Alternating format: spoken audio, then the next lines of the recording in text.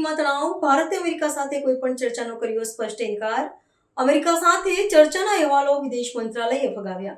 ભારતના વિદેશ મંત્રાલયે સ્પષ્ટતા કરી છે કે હોર્મુઝની સામુદ્રિક ધુનીમાં પ્રવર્તી રહેલી ગંભીર પરિસ્થિતિ અંગે ભારતે અમેરિકા સાથે અત્યાર સુધી કોઈ દ્વિપક્ષીય ચર્ચા કરી નથી. મંત્રાલયના સત્તાવાર પ્રવક્તાએ નવી દિલ્હીમાં પત્રકારોને સંબોધતા જણાવ્યું કે ભારત આ વ્યૂહાત્મક જળમાર્ગમાં થઈ રહેલી હિલચાલ પર સ્વતંત્ર રીતે ચાંપતી નજર રાખી રહ્યું છે. આ નિવેદન એવા સમય આવ્યું છે જ્યારે પશ્ચિમ એશિયામાં વધતા સૈન્ય જમાવડાને કારણે વૈશ્વિક સ્તરે ચિંતાનું વાતાવરણ છે.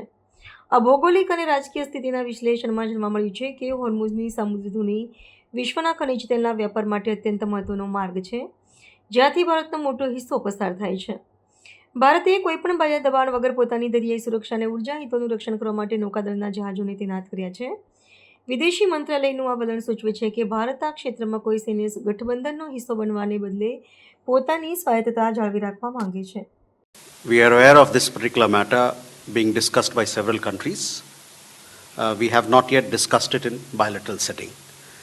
इस मुद्दे पे जो आपने जिस पर आपने प्रश्न किया उस पर काफ़ी चर्चाएं चल रही हैं अंतर्राष्ट्रीय स्तर पर कई एक देशों के बीच में. जहाँ तक खबरों की बात है, हमारी द्विपक्षीय तौर पे ये बातचीत अभी नहीं हुई है इस मुद्दे पे.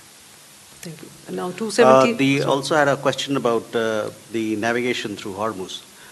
On Saturday, I had commented on this particular issue.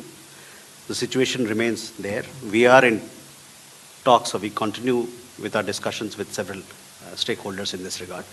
External Affairs Minister, his interview also has spoken about it, so I would refer you to them.